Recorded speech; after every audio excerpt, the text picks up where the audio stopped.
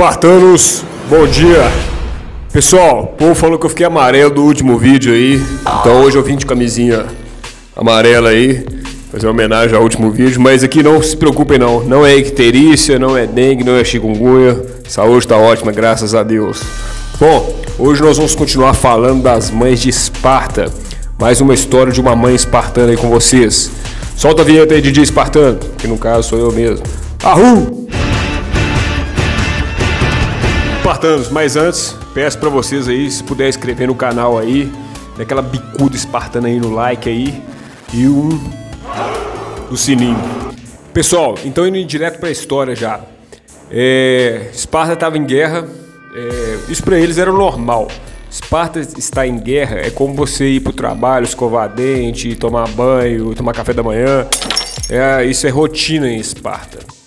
Então, mais uma vez, Esparta estava na guerra e chegou um mensageiro para dar notícias sobre os guerreiros. A história é muito parecida com a primeira, eu sei, mas vale a pena relatar também. Isso acontecia direto.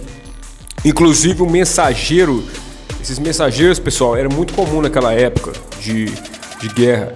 O mensageiro, ele além de levar respostas para a cidade de Esparta, né, se Esparta tinha ganhado, se tinha perdido. Às vezes no meio do conflito ele saía em retirada do exército, às vezes para colocar mais informações para a cidade, ou para reforçar o exército, ou para recuar, apesar que os espartanos nunca recuavam, né? E isso era muito normal antigamente. A gente pode ver essa representação sendo feita pelo personagem Dílios no filme 300 de Esparta em 2006, né? E pelo próprio mensageiro persa também. Não era só o exército de Esparta que tinha esse costume, né, de estar levando mensageiro. Então, voltando à história, o mensageiro volta para Esparta e uma mãe espartana chega perto dele, né, e pergunta: queria saber se o exército espartano ganhou, se Esparta saiu vitoriosa nessa guerra.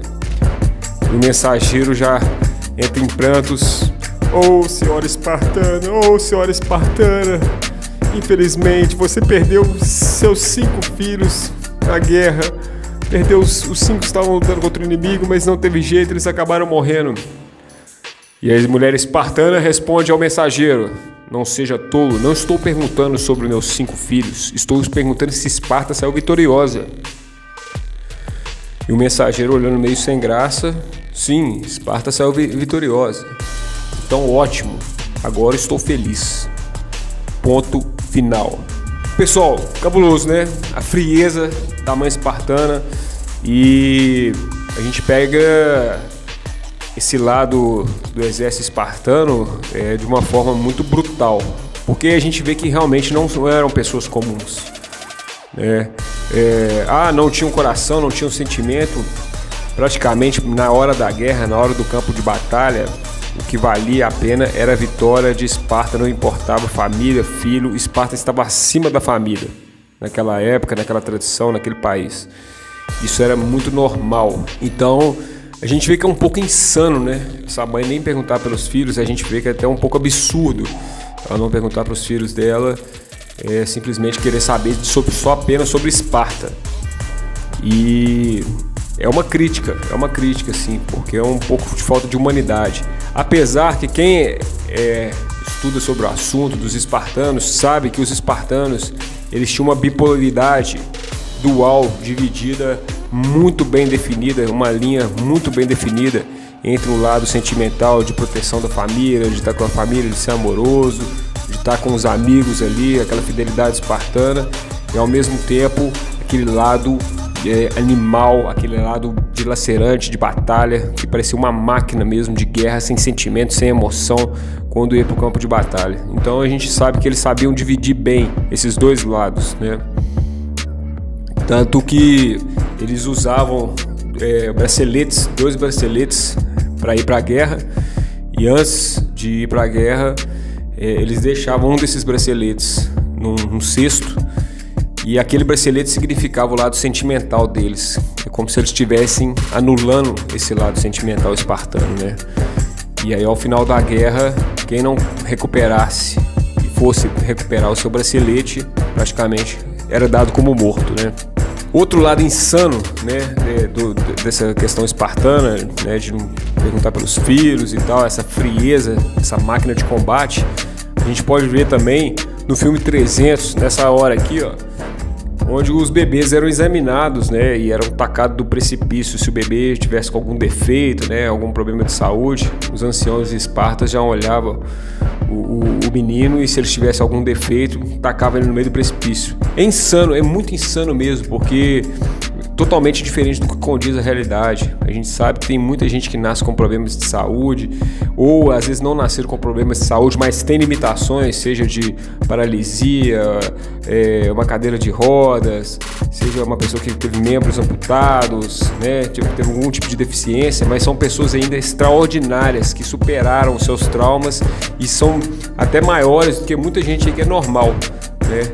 Então, mesmo com a vida limitando, com as capacidades limitantes da vida, essas pessoas são extraordinárias, elas nunca desistiram, elas nunca pararam, apesar de já ter nascido com um defeito, uma deformidade, ou ter ficado deformado ou sequelado no meio da vida, né? Seguir em frente, apesar dessas batalhas.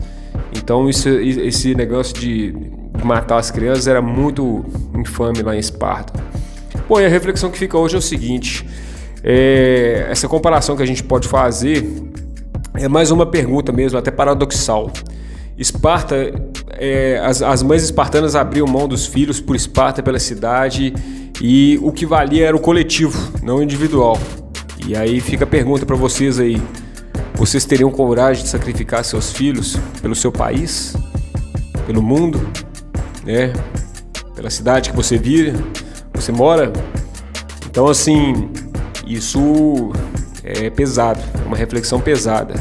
Mas quando a gente faz uma comparação com a guerra, quando o país está em guerra e os soldados são convocados, eles precisam ir para a guerra, automaticamente, obrigatoriamente, eles vão lutar para o país, e várias famílias às vezes não têm a opção de escolher, né? Perdem seus filhos, maridos, em situações de guerra. Isso é bem comum e é muito parecido com o Esparta naquela época. E a pessoa acaba dando a vida pelo seu país, né?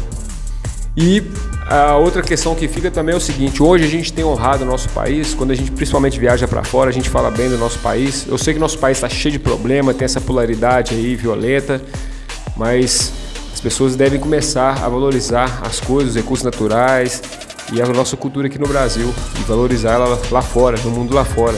Muita gente acaba só chegando lá fora e falando mais mal ainda do país. Então a gente tem que ser mais patriota. Eu acho que o Brasil perdeu um pouco desse espírito patriota.